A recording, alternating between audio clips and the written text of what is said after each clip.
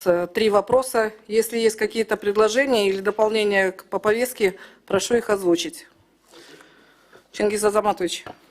Рахмат, урматтуу Лелахиевна, урматтуу кесиптештер, саламатсыздарбы, жыйындын катышуучулары.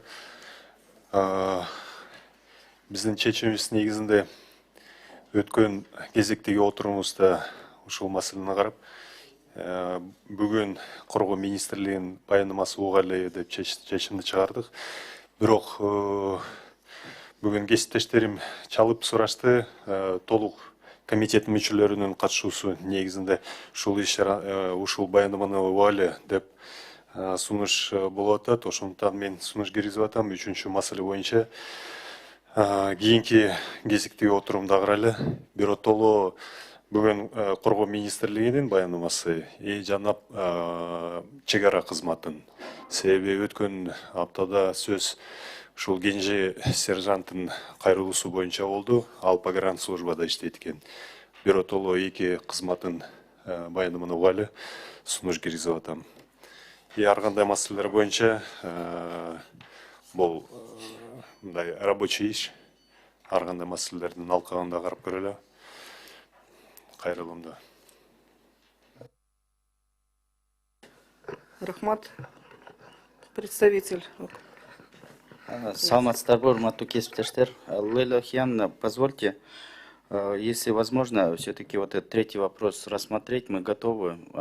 Министр обороны, первый заместитель и соответствующие специалисты здесь. Информация вам дана.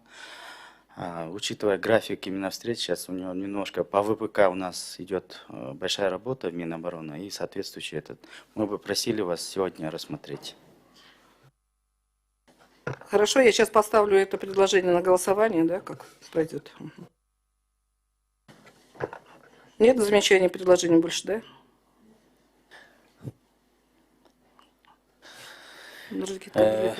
Тура, урматтуу Лелахиевна. Албетте Коргоо министри өзгөрүп олтурат. Бул кишинин убактысын графигин сыйлашыбыз керек. Бирок биздин баягы командировкада жүргөн коллегаларыбыз бар. Суроолорубуз бар эле, бир маалымат уксак болот эле деп аманаттарын айтты деп коллегалардын аманаты. Эми бул кишини бул жака чакырып, анан кайра МКД келдешти эле. Эгерде МКД өзүнчө келип берели десе, бүгүн уга берели. Эгер МКД келип беребиз десе, анан жок ошобойдон колубуз бош болот десе, анда жылдырып туруп, коллегалардын да пикирин эске алалы, анан ичинде калып кетсе жаман да, кийинкиде дагы чакыргыла деп айта берет. Ошого урматтуу министрибиз туура түшүнөт деп ойлойм. Мисалы, мен азыр сурай берсем болобу, урматтуу министр, МКД келип бере аласызбы анда? Бүгүн мына маселени карай берсек. Анткени биздин коллегалардан бир нече адамдар чалды да, командировкада элек, суроолорубуз бар болчу. Ошого биз барганда эле чогуу уксак жакшы болот эле деп. Саламатсыздар, урматтуу депутаттар, урматтуу катышуучулар. Кайсыл күнгө деп айтсаңар, ошол күнгө убакыт болсо мен ошо келип бергенге даярмын.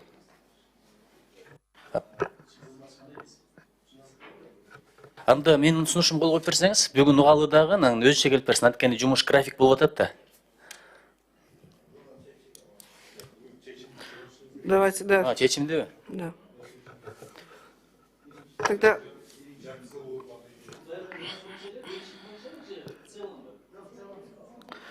Урмату Калигарова, давайте, вот поступило предложение Чингиза Азаматовича, я поставлю его на голосование, да? Больше нет предложений по повестке? Тогда поставлю на голосование. Кто за, прошу проголосовать. С учетом...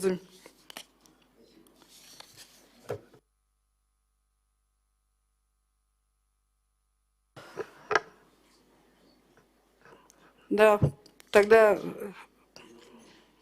Да. Товарищ генерал, можете быть свободны, тогда давайте. Да.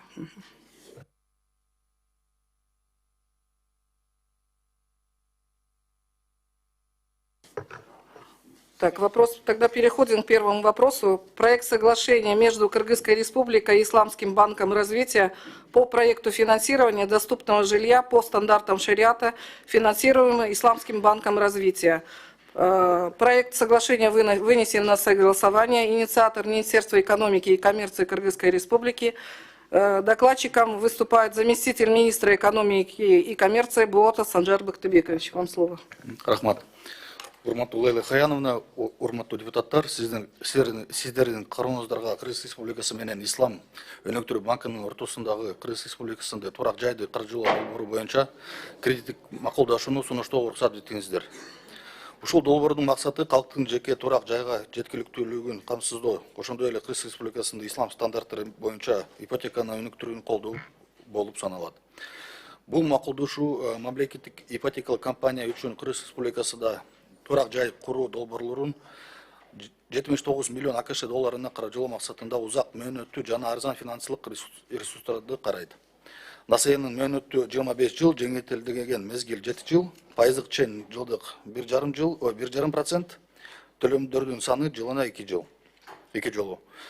Ислам өнөктүрүү банкынын каражаттары 2 концептуалдык багыт боюнча пайдаланылат. Жеткиликтүү турак жайды куруу жана ислам стандарттары боюнча ипотекалык насыя.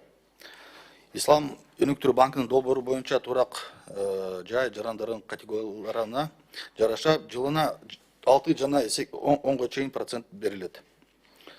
Мамлекеттик ипотекалык компания долбоорду ишке ашыруучу курулуш иштерин каржылоочу, андан кийин курулган үйлөрдү ипотекалык механизмдер аркылуу жарандарга берүүчү агенттик болот. Турак жай алган жарандарынын ай сайынкы төлөмдөрүн мамлекеттик ипотекалык компания Ислам өнөктүрүү банкынын алдындагы насыяны төлөөгө багыттайт. Урматтуу депутаттар, жогоруда баяндалгандардын негизинде сиздердин ушул макулдашуулардын долбоорун колдоп жактырууңуздарга өтүнөм. Көңүл бурганыңыздарга үчүн рахмат. Кубанбек Карбанбекович, вам слово. Да. Спасибо, Лейла Хаяновна. Санжар Бактыбекович, айтсаңыз, могу ипотека, кредит по стандартам шариата деген, мына жалпы түшүндүрүп бересизби, кандай шариаттын кайсы негизинде анан кандай багытта финансирование болот?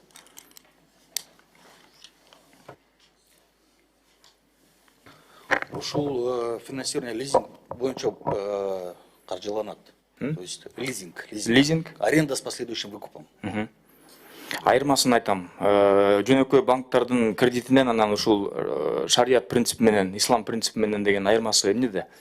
Анткени лизинг деген жөнөкөй коммерческий банктарда дагы бар да. А ушул шариат стандарттары эмнеси менен айырмаланат? Элге кандай жеңилдик болобу же бул жөн эле атуубу? Жеңилдик болот, проценттер аз болот. Проценттер аз болот? Мисалы үчүн, мына бул стандарты шариата дейт, бирок бизге Кыргызстанга берилип аткан кредит не по стандартам шариата выдается кредит, правильно? Потому что вот я здесь смотрю, процентные ставки, льготный период и башка маселелердин баарысы тең, жөнөкөй Европадан алган кредиттерге салыштырмалуу кичине кымбатыраак өйдөрүү экен да. Кыргызстанга алынып атканда жөнөкөй эл аралык стандарттагы банктардын принциптери менен биз алып атабыз дагы, бирок аты исламский шариат боюнча дегени кичине түшүндүксүз болуп атат да. Алганыбыз жөнөкөй элге берерде исламский шариат менен берип калабызбы? Ошонун бир принципиальный айырмасын түшүндүрүп берсеңиз да. Мамлекеттик ипотекалык компаниянын жетекчилерге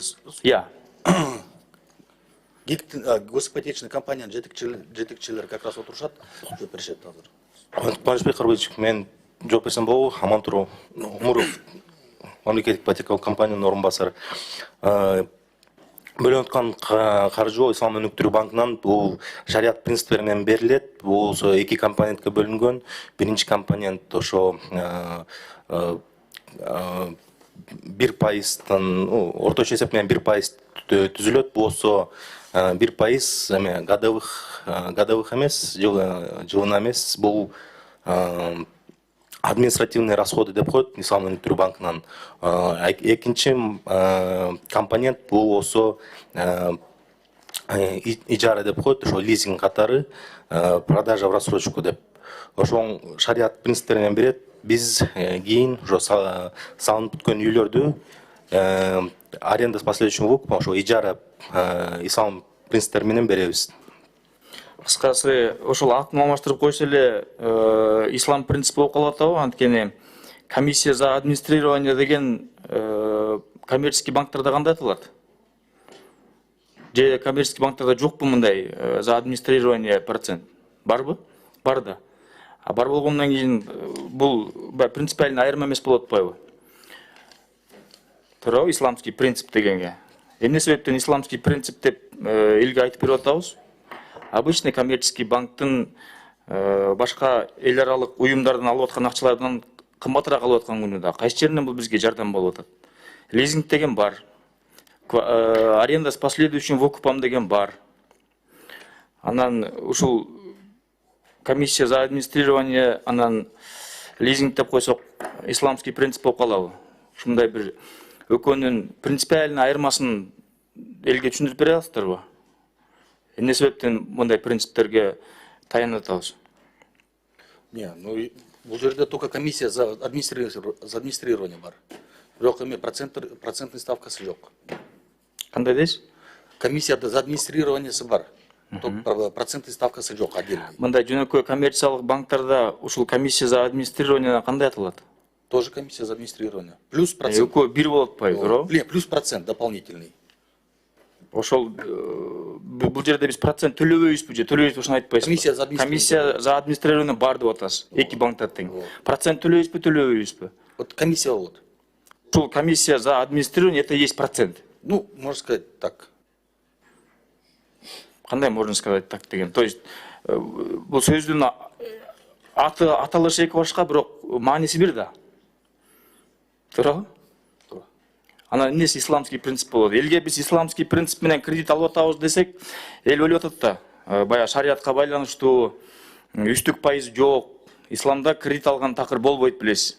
Ошого байланыштуу биз ушундай кредит алып, анан үйлөрдү, турак жайларды салып атабыз деп элге малындап атабыз. Бирок ислам дининде кредит алган болбойт деген түшүнүк бар. Ошол сөздү комиссия деп атап коюп, өзүбүз ала бергендин алып алып тургандан кийин исламский принцип деп атын отуруп койгондун кажети барбы дейм да.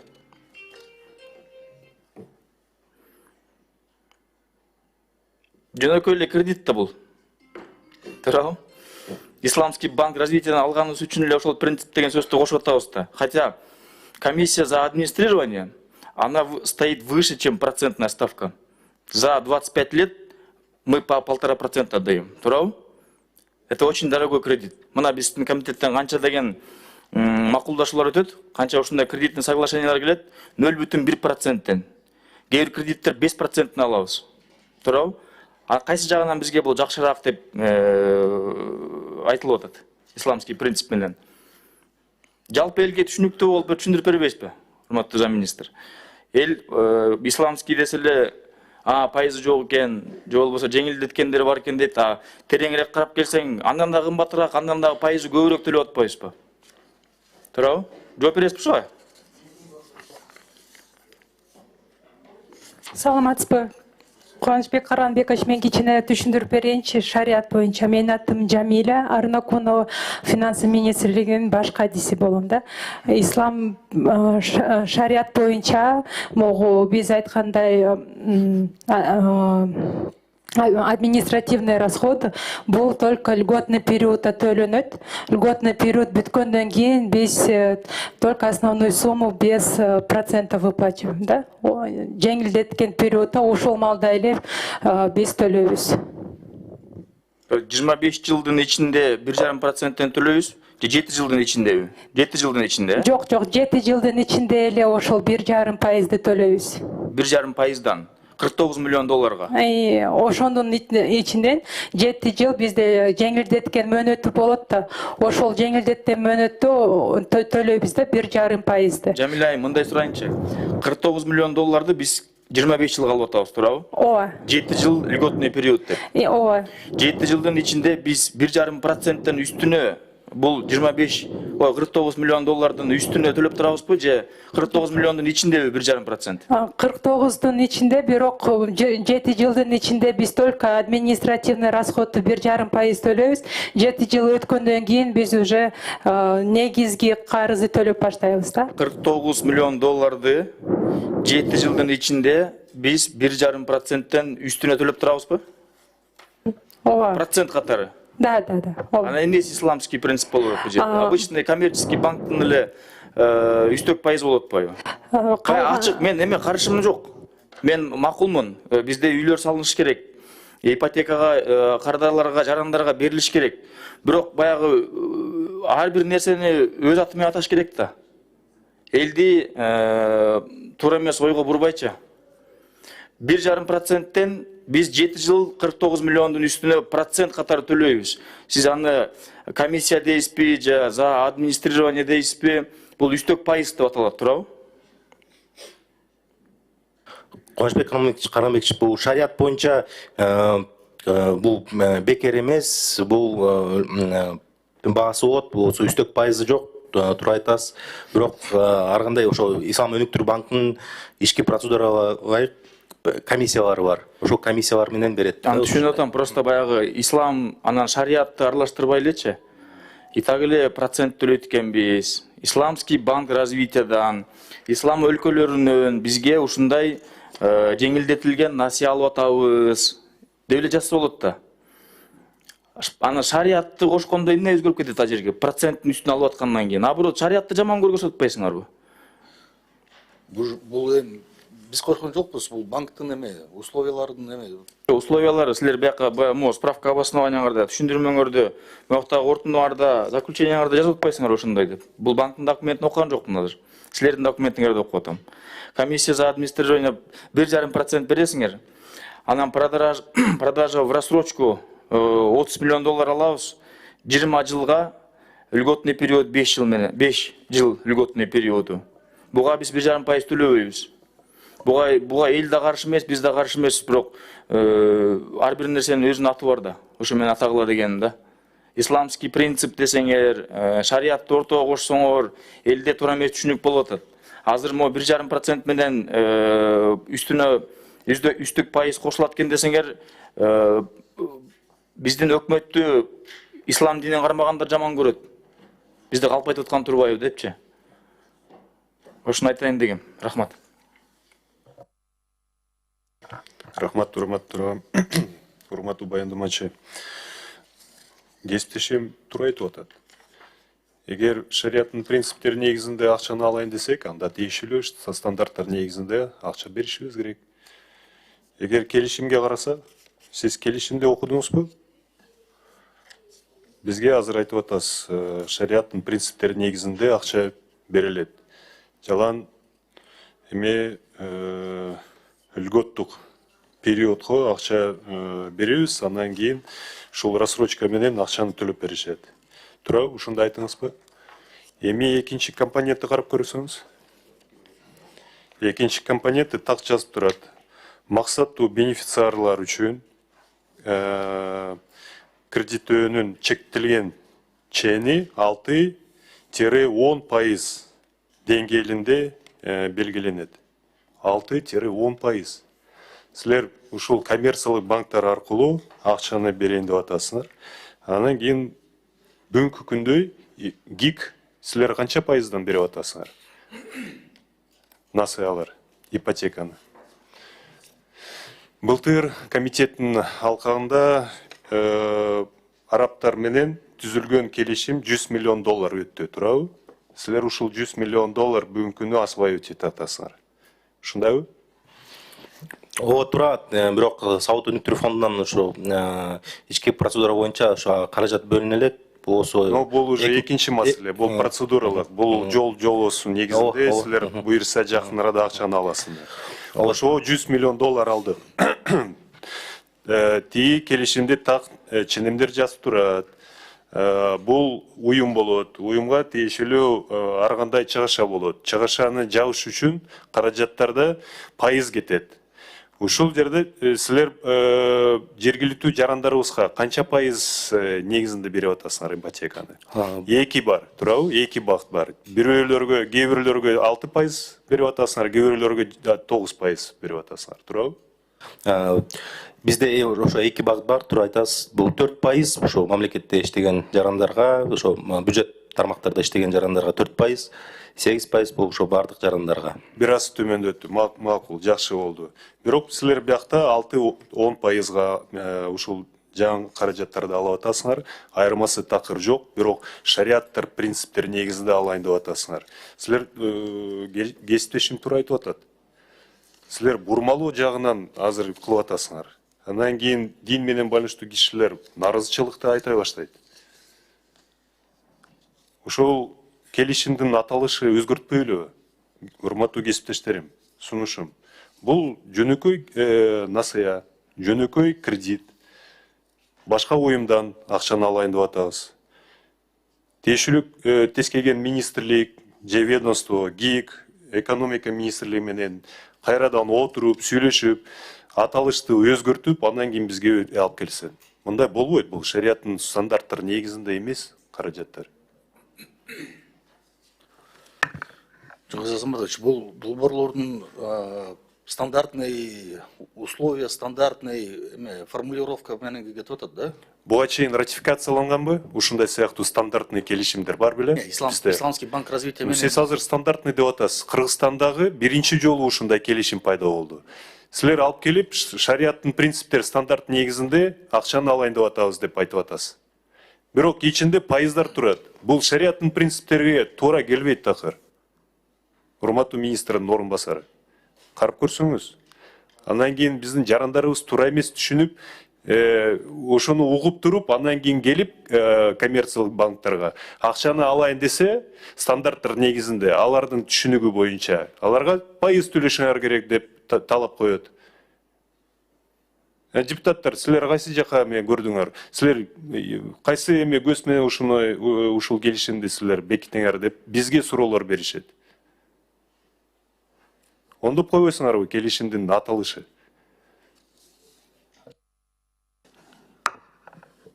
Нуржигит Кадырбекович, вам слово. Чоң рахмат. Урматтуу ушул долбоор боюнча чыгып аткан өкмөттүн өкүлү, сизге суроо.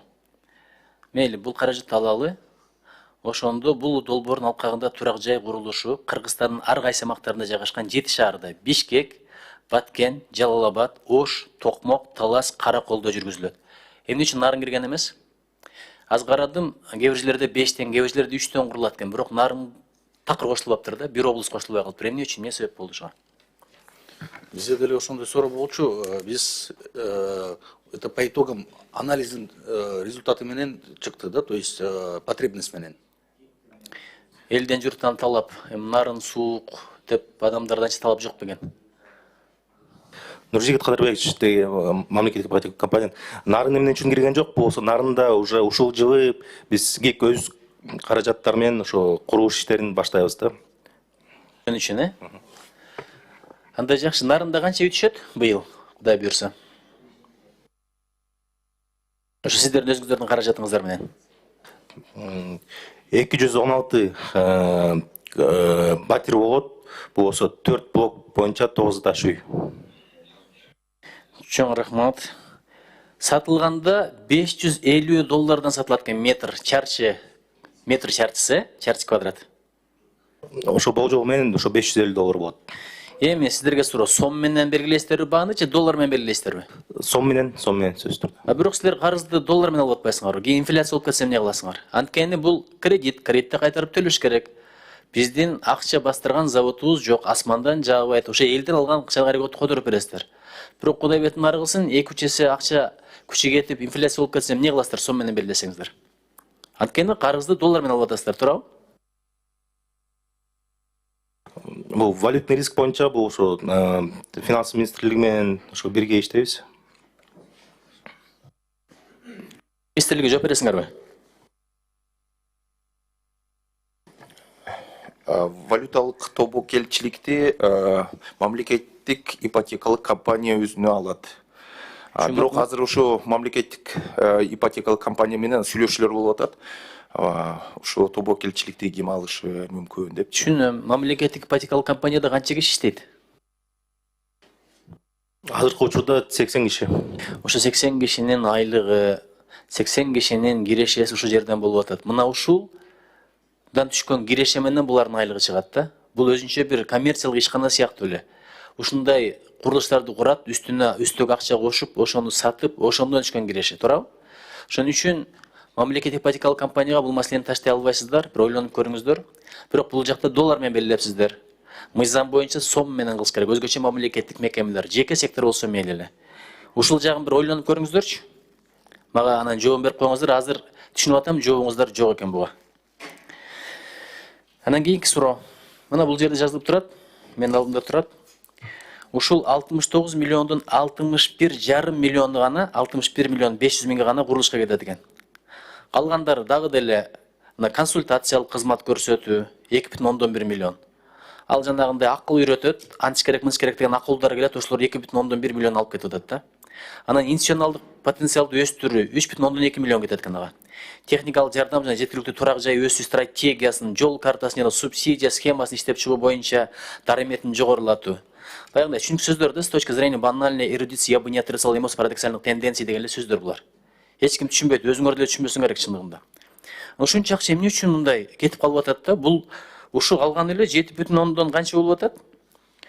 7,5 миллионго деле сонун бир 1-2 үй бүтүрсө болот да. 1-2 деп коем, бир 7,5 үй бүтүрсө болот, орой айтканда. Эмне үчүн ушундай шарттар менен макул болуп атабыз? Бул негизги шарттар бул ошо эң көп каражат бул ошо IT инфраструктурага кетет. Бул ошо ислам принциптер менен бөлгөн отдельный ошо учет болуш керек, ошого программный обеспеченияга ошо каржы кетет. Андан сырткары бул ошо консультациялык чыгымдар бул ошо консультант тарабынан бул көзөмөл ошо курулуш иштерин көзөмөлдөйт да. Курсагың ачып барсаң, бир кафе турса, ичине кирип барсаң, кафеден тамак ичем деп. Анан спортзал болсо же боксерлор машыгып алса таң каласың да, сыртында кафе, ичинде боксерлор экен деп. Ошол сыяктуу эле болуп атат бул. Аты ислам, зат ислам эмес болуп атат булчу. Мына мисалы бергендер дагы процент алат.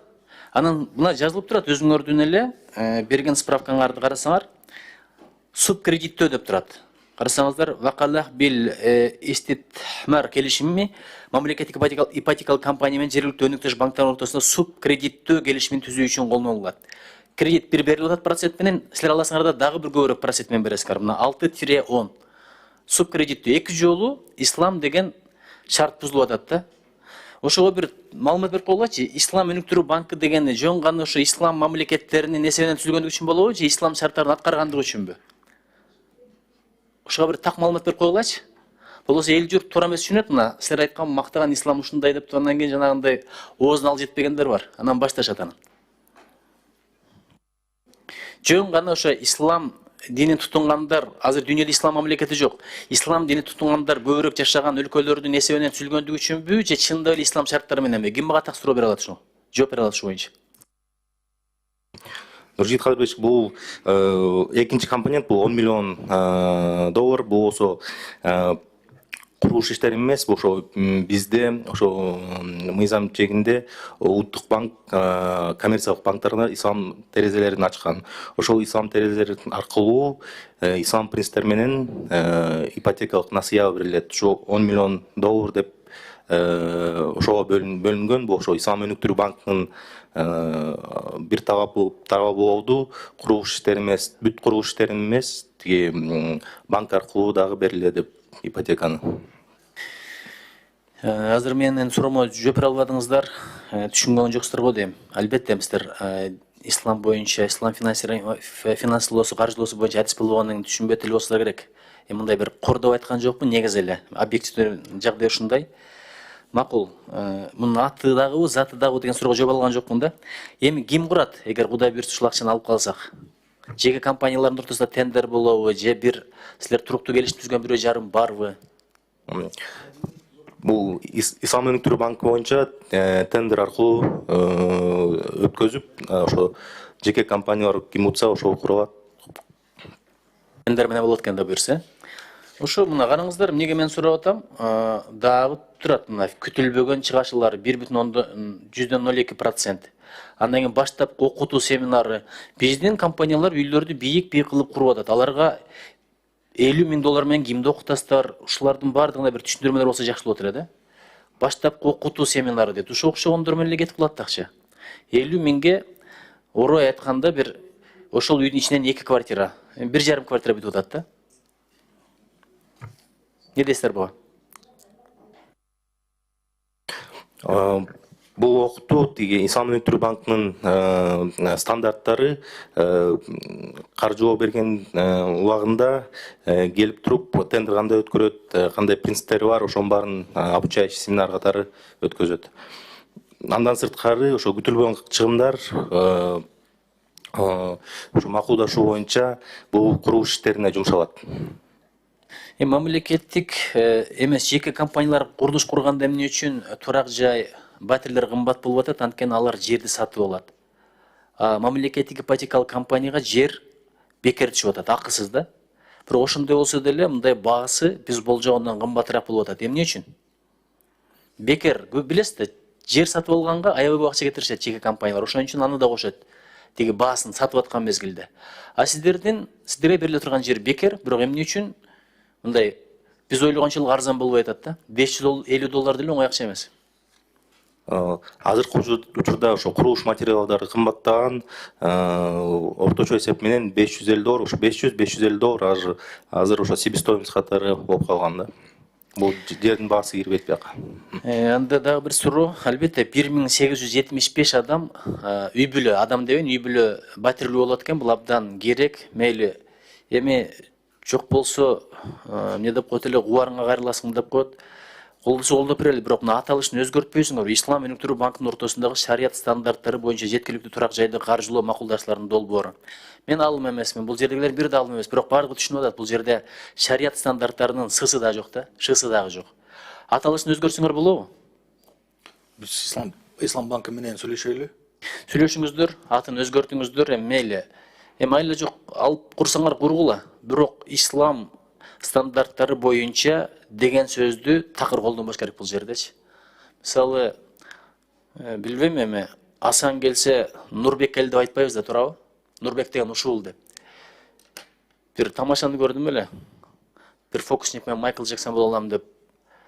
Анан бияка кирип эле кайра чыгат. Кана Майкл Джексон десе, мына паспорт, менин атым Майкл Джексон дегенге окшоп калып атат да бул.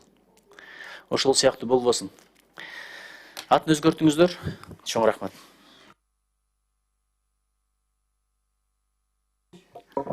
Рахмат. Санжар Бактыбекович, чынында исламдын жакшы аттарын колдонуп, бирок жөнөкөй коммерциялык алды берди менен алектенип атабыз да. Сөздүн ачыгында айтканда. Мисалы үчүн биз азыр $79 миллион 1,5% менен алып атабыз. Бир определенный бөлүгүн, туурабы? 1,5% менен. Бирок предельная ставка по кредитам будет установлена на уровне 6-10% дейт. 1,5%тан 10%га чейин эмне себептен көтөрүп атасыздар? ГИКтин өзүнүн менчик ошол үйлөр салына турган ар бир областта жер тилкелери бар, бекер. Туурабы? Жана Нуржейит Кадырбекович айтып кетпедиби? Жер кымбат деп. ГИКтин өзүнүн жери бар. Мамлекеттик бизге тиешелүү коммерциялык банктарыбыз бар. 2-3 болду. Азыркы жаңы сатып алган Керемет банк менен. 1,5%, эмне себептен 10%га чейин көтөрүлүп атат? 1,5%. Ушуну жалпы Кыргызстандагы коммерциялык банктардын ипотекага берилип аткан насыясын, ошол үстүк пайыздарын ылдыйлатыш үчүн мамлекет өзү Курулуш иштери бүткөндөн кийин батирлерди ошо традиционный эмен эмесек, ошо 4% болуп калат да.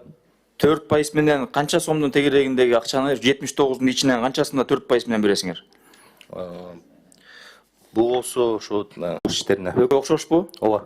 Силер ушул финансовый расходы, непредвиденные, физические работы, аркы берки деп атып, болгон $61 миллион ичинен $8,5 миллион ушундай, если что, анан көрөбүз дегенге алып атасыздар да?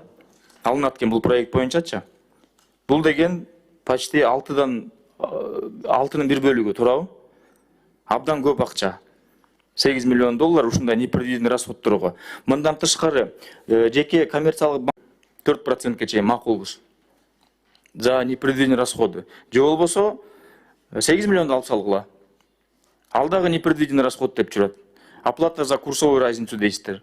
Экөөнүн бирөөсүн алыш керек да, экөөнүн тең албай. Аягынан келип бул элге жардам болот да, 60 миллион эмес, 70 миллион болуп. Болобу ошондой? Силер ГИК эмес, муну коммерциялык банктар эчак тиги 1,5%-тан алып аткан пайызыбыз 4-кө көтөрүлсүн дагы. Ошо менен токтойлу. Же болбосо 4% алып салалы дагы 1,5%-тан калтыралы банктан алып аткан пайызды. Ушул 8 миллионду колдонбойлу. Элге берели. Туурабы? Ошонсун эмки дагы консультация кылып, биздин Кыргыздын жарандарынын таламын жакшыраак талашып, ушул вопросту же бул жакка чечип, же бул жакка чыгып сүйлөшүп келип берсеңиздер. Рахмат. Чингиз Азаматович. Маселенин чакырылгандар. Жок, бул келишимден алкаганда келип түшө турган каражаттар кимдин балансына өтөт?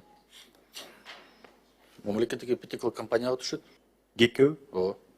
Толук сумма туурабы? 27 миллион биринчи компоненттин алкагында, 10 миллион ГИК аркылуу коммерциялык банктарга кетеби? ГИК аркылуу туурабы? Бензин аркылуу, каржы министрлиги аркылуу түз эле жеке коммерциялык банктарга кетет. 10 миллион туурабы? Биринчи точно? Олар куруу иштерине. Анда давайте компоненттер менен кетели. 27 миллион доллар негизинде силер кайсы жерде турак үйлөрдү курайын деп атасыңар? Ошо жет Макул. Бирок каражаттарды ким алат? Өкмөтүбүз. Акча ким төлөйт? Элибиз. Кайтарып турган каражаттар кимден силер аласыңар? Элден аласыңар. Анын чөнтөгүнөн аласыңар. Эмнеге силер ушул жерде пайызды коюп атасыңар, дагы кошумча? ГИКке берейин деп атасыңар, банктарга берейин деп атасыңар. 1,5% негизинде келишимди түзүп алып каражаттарды алып атасыңар, дагы үстүндө кошумча 3% минимум. 3% эмес, 1,5, 4,5% үстүндө кошого. Мисалы, жолдорду салуу боюнча биз келишим түзүп, каражаттар дароо эле транспорт министрлигинин балансына келип түшөбү. Башка мамлекеттерден, башка уюмдан же казначействонун балансына түшүп, андан кийин уже распорядитель катары тиешелүү тескеген министрликке берет. Кандай? Эгерде бул жолдун курулуш компаниясынын түздөн түз акча түшөт. Бирок бизден Кимден түшөт? компанияда биз жазабыз, байкы суммасы канча түшүшү мүмкүн. Мисалы 1 миллион доллар болсо, 1 миллион долларды биз кол коебуз. Ушунча бул курулушка жөнөтөт. Биз аны карап туруп, Дүйнөлүк банк, мисалы Дүйнөлүк банк болсо, Дүйнөлүк банкка жөнөтөбүз. Дүйнөлүк банк түздөн түз эле ошол курулуш компаниянын счетуна жөнөтөт. Силер аркылуу туурабы? Силер тастыктайсыңар. Ооба. Биз кол коебуз, ооба. Макул. ГИКтин эми карасаңыз, ГИКтин балансына келип түшөт каражаттар. ГИК андан кийин кааласа бир коммерциялык банк менен келишим түзсө, ушул каражаттар берет. 6-10%га чейин ушул каражаттар берилет. Ушул 1,5% негизинде каражаттарды алабыз. Орто жолдо 4,5% ким алат? Чыңгыз Азаматович, болсо ошо операциондук чыгымдар жана ошо валюталык тобокелчиликти дагы ичине кирген. Ошон үчүн пайызы ушундай 1,5% бул ошо доллар менен алынат да. Ошон үчүн валюталык тобокелчилик анан операциондук чыгымдар кошулган. Жок, туура эмес айтып атасыз. Биз ушул келишимди түйлөө үчүн 2,4 миллион доллар дароо эле төлөшүбүз. Ооба, ошондой. Силер вообще бул келишимди окудуңар беле же силер бизге ратификацияга алып келесиңер? Бир да өзгөрүүлөрдү биз киргизе албайбыз. Ошондуктан азыр сүйлөшүп атабыз. Суроолор берип, силер жооп бербей жатасыздар. 2,4 миллион дароо эле төлөшүбүз керекпи Исламский банкка? Келишимдин алкагында. Консультациялык услугабы? Жок. келишимде жазып турат. Получатель выплачивает вознаграждение за обслуживание в размере первоначально оцениваемое в 2 миллиона 400 миллион долларов США. Жазып турат. Урматтуу чакырылгандар, силер келишимди окуңар беле? Өтө чийки, урматтуу кесиптештер. Алып койбойлу бул келишимди. Же корутуңузда тиешелүү биякта айтылган бүт сунуштарыбызды эске алып, оңдоп койсун, урматтуу кесиптештер. Мындай болбойт. Исламский принциптер негизинде акчаны алайын деп атат, бузуп атат. Бул биякта кандайдыр бир эме туура эмес, элибизге маалымат берейин деп атабыз. Бул бир. Андан кийин сунуштарым, урматтуу кесиптештерим. 10 миллион доллар боюнча түз эле коммерциялык банктарга бербейлиби? ГИКке бербей. Ушул жерде орто жолдо пайызды алат ГИК. Бул бир. Үчүнчү компонент 2,1 консультациялык услугаларга. Силерге эмнеге 2,1 миллион керек консультациялык? Ушул жагынан азайтыш керек, урматтуу кесиптештерим, сунушум. Андан кийин институттук потенциалын өстүрүү, дариметти өстүрүү. 3,2. Андан кийин ушул компонентти карасам, жалаң ГИКке байланыштуу маселелер. ГИКтин дариметти күчөтүш үчүн 3,2 миллион долларды алып атабыз. Силерге айлыктар берилет, силерге атайын былтыр биз келишимди 100 миллион долларга бекиткенбиз. Еще да кошумча акчаны алайын деп атасыңар. Токтотуш керек мына турган каражаттар. Сунушум биздин корутуңузга ушундай. Сиз айткан нерсе туура. Бир жагынан биз курулуш аземин жазып атышат. Рахмат, урматтуу Руслан мырза. 90 депутаттан сурасыңыздар. Кайсы жерге приоритет түрдө артыкчылык катары ушул турак үйлөрдү куруш керек. Силерге толтура азыр тизмени түзөт. Кайсы жерде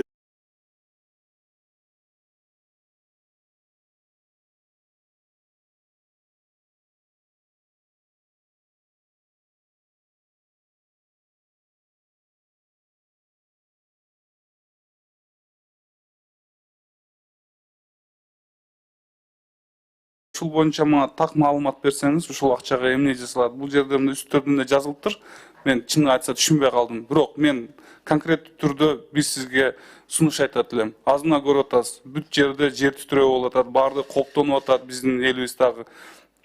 Алардын кандай болуп атат сапаты депчи? Биз курулат. Заманбап лаборатория курсак жакшы болот эле деп мен ойлойм да.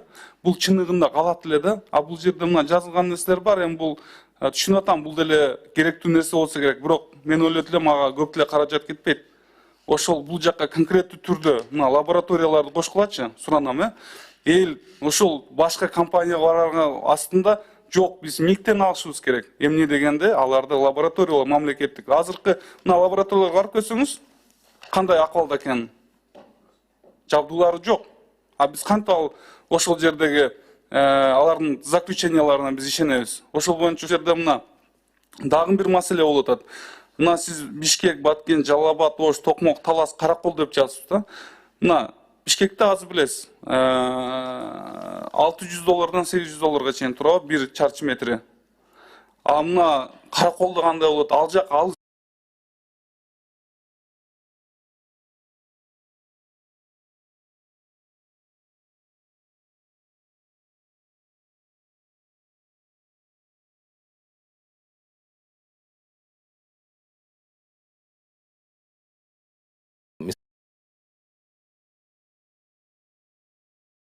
өзүңүз билесиз, банк болчу эске алып, ошону киргизгенге аракет кылсаңыз, заман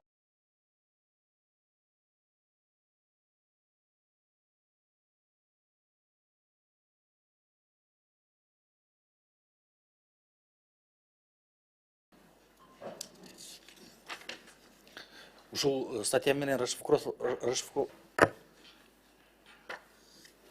агентом в этом соглашении абсолютно пришел неподготовленный. На мой взгляд, давайте прекратим уже прения и выйдем к какому-то решению. Я предлагаю перенести это согласование на следующее заседание и подготовиться к нему, потому что Я тоже хотела задать вопросов, очень много. И, кстати, вот по тому вопросу, который задала коллега Мергуль Мурзаковна, там целая статья в кредитном соглашении о сумме пожертвований. А вы при этом не можете объяснить нам, и соответствующие люди не могут понять, что такое принцип шариата вот с теми тремя продуктами. Бұл мыйзам долбоорун сулуштарды жазуу түрүндө берсек, ошол сулуштар менен кийинки жыйынга по исламскому принципу это соответствует. Сумма пожертвований, там формула, по которой она будет исчисляться, суммы будут достаточно большие. В случае не выпомните, пожалуйста, чтобы вы могли точно нам объяснить, по какому принципу, почему вы называете его шариатский принцип, что такое исламские окна, банки, которые имеют эти окна. Объясните, чтобы было всем понятно. Спасибо. Заматович. Процедурно, Лилхенна. Кейинки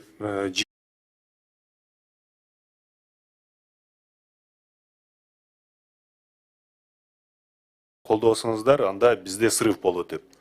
Азыр ушул жерде берилген суроолорубузга бүт чөө жайына чейин бизге жооп берсин. То здесь получается такая ситуация, как будто мы не пропускаем этот вопрос. Да, законопроект хороший, мы согласны, что нужно строить жилье для наших граждан. Но при этом на тех условиях, которые вы приносите, это неприемлемо. Да, чтобы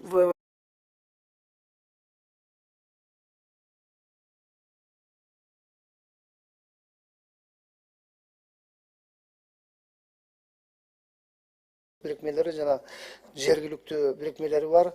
Министрлик ошо чет өлкөдөгү диаспоралар жана коомдук уюмду кирүүгө чектөөнү алып салуу боюнча ички иштер администрациялык саясат боюнча консультативдик комитеттин ошо